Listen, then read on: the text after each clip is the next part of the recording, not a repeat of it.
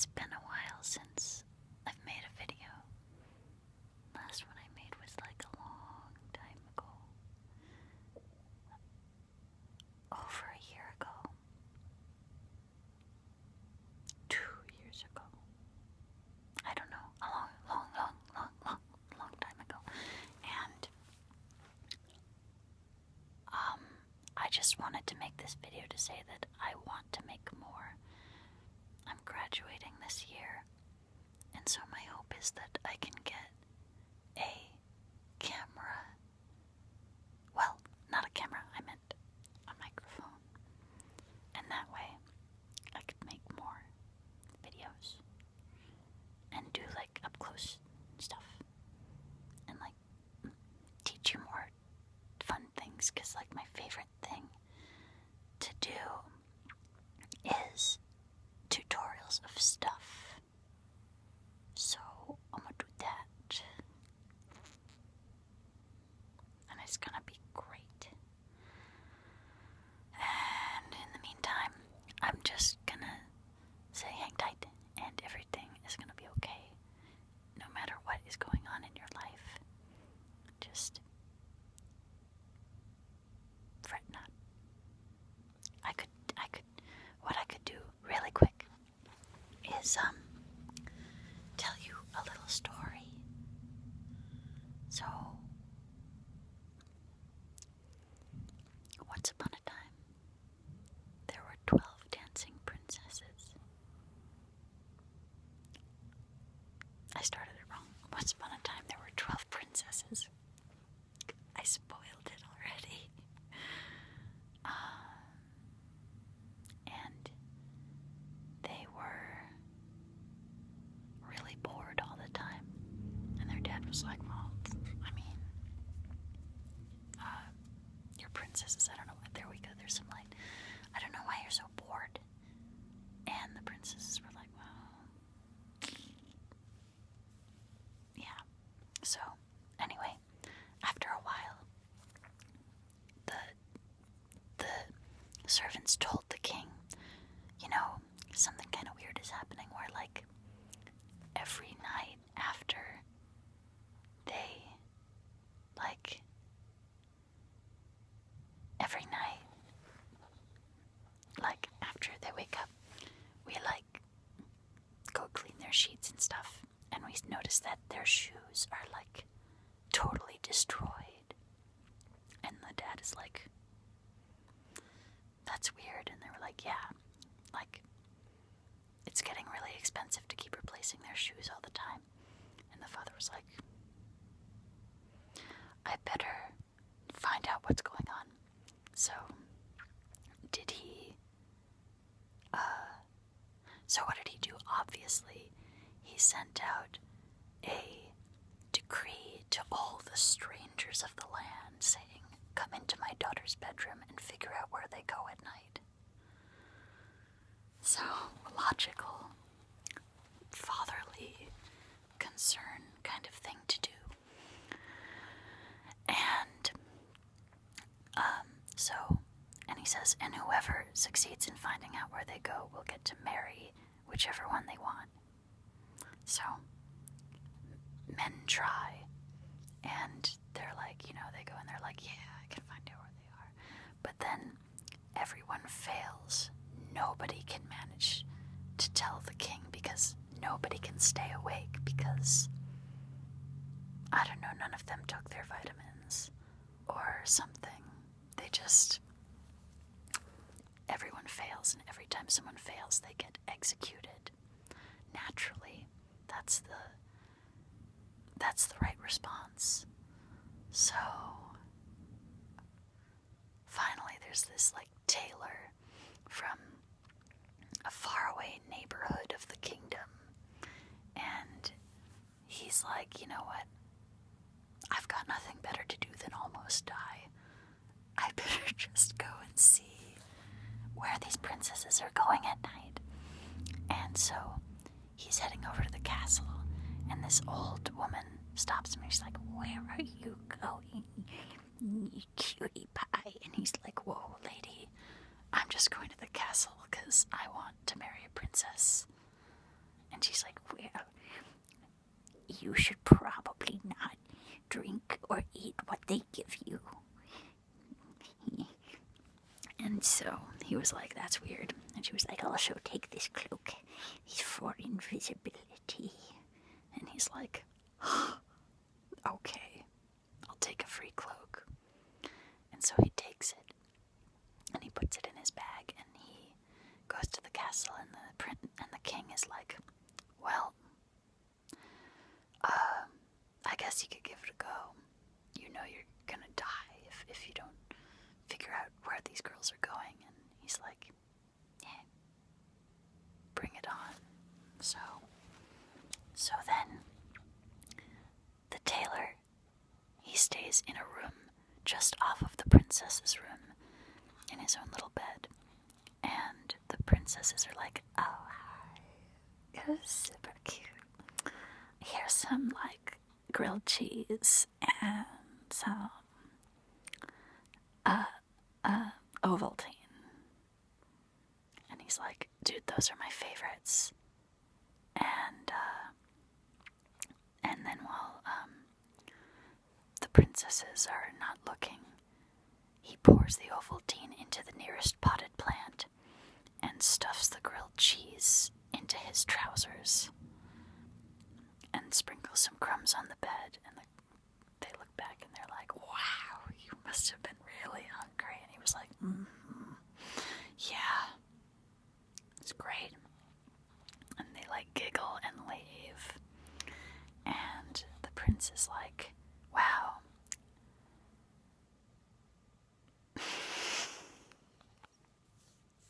Never mind. So he pulls the sandwich out of his trousers and buries it in the plants, because you can't walk around with a sandwich in your trousers, and it was starting to make him feel kind of weird. So he like pretends to fall asleep, and the girls look in and they're like, and they all start getting dressed, and like they put on all their fanciest like outfits, and they're like, I'm so excited to like go away. And the prince is listening the whole time, and he like looks out, he's like, you know, just peeking at them. And so they open a trap door, and they all start to go down into the floor, and he's like, okay. So he whips out the invisibility cloak after they've all gone down, and he like moseys on over, and he follows them down the stairs, and they go into this underground world, which is like a fairy realm. And the girls, the princesses, are all like dressed beautifully, wearing brand new shoes, and their hair's all done up, and they're like, can't wait to go out. And they walk down an avenue that's completely lined with silver trees, silver beech trees. And as they go along, the prince decides, oh, I better bring some evidence. No one's gonna believe this. So he grabs one of the twigs off of the tree, and as it snaps, the youngest princess goes, what was that? And the older princess is like, nothing. Stop being a pain in the ass. And the younger princess is like, I'm pretty sure someone's following us. And she's like, no, nobody's following us. So they keep going. And the avenue of silver trees turns into gold trees, lining either side.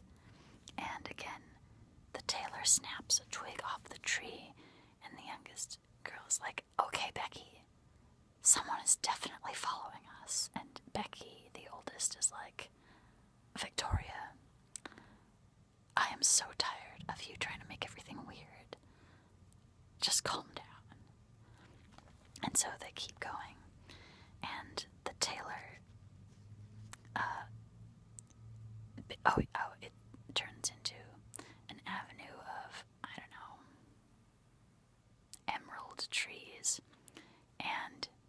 snaps a twig off the tree, and all the girls are kind of like, okay, I really think that's sort of weird, and I think maybe someone's following us, and Becky's like, girl, I mean, Victoria, Princess Victoria, is like, girl,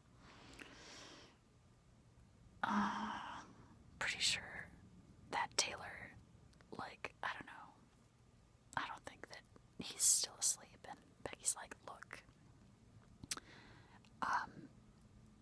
it's fine, even if he, even if he is following us, we can always just, like, I don't know, say he's crazy, or like kill him or something, and it's gonna be just fine, so calm down. And besides, I can't see him anywhere. You think a tailor is gonna be able to afford, like, magic to keep invisible? And Victoria's like, no. So Becky wins, and they come to the edge of this vast lake, and there are 12 gleaming boats on the shore, and in each boat is a handsome prince dressed to the nines, like unfathomably, unfairly beautiful. And the princesses are like, actually, for the sake of things being awesome, let's just say that some of those princes are actually princesses as well. Let's fight against heteronormativity. So, the princesses get in the boats with the princes and other princesses, and the tailor sneaks into the boat of Victoria, because he kind of fancies her, and Victoria's like, oh my god, this boat is, like, really heavy. Did you gain some weight or something? And Becky's like, oh my god, that is so like you. Get off my back. It's fine. And the tailor's like, and then they go across the lake and they get to this brilliant, beautiful castle. And this is where the prince sees what has been going on every night, and they just dance the night away. They just, like, can't stop dancing. They're like, they're having a dance party at the castle. And so, as they're doing their dance party, the prince is watching, and he, like, nicks a goblet here, and nicks, like, a piece of silverware there, and, like, he's got all this shit that he's gonna, like, show the king, and he's like, awesome.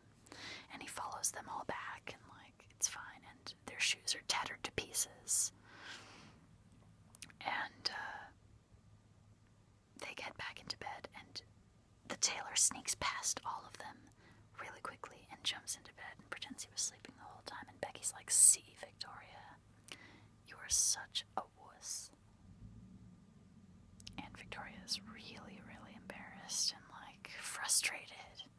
But whatever. And they all, like, go to sleep for, like, an hour. And the next day, the king calls the tailor in and all the princesses, and they're like, whatever. And the tailor is like, hi, king. And the king's like, so, where have they been going? Did you figure it out? And the tailor's like, oh, they go into an underground realm that's probably inhabited by fairies and stuff. And they go through, like, all of these, like, trees of various gemstone qualities, and they find, like, other princes and princesses and dance the night away. And the king's like, the fuck? What have you been smoking? And the princesses are like, yeah, what you been smoking? And the tailor's like, pow, and he, like, throws out all of the stuff that he gathered. And the princesses are like, well, there goes all the fun that we've ever had, ever. And Victoria looks looks at Becky with this scathing glare, like,